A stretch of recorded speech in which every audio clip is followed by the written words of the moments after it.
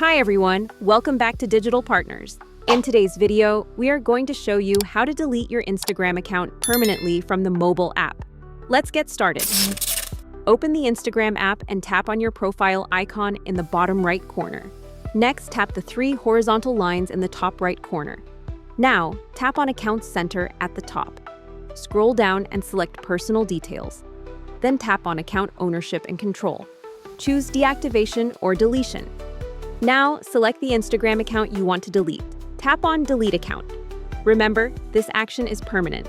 Instagram will ask you to select a reason. Choose one and tap Continue.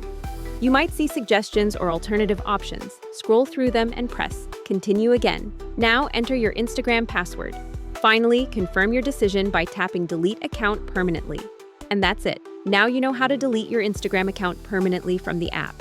We hope this tutorial was helpful. If you have any questions, feel free to drop them in the comments. Don't forget to like, subscribe, and hit the bell so you won't miss our upcoming tutorials. Thanks for watching Digital Partners, and I'll see you in the next video. Bye.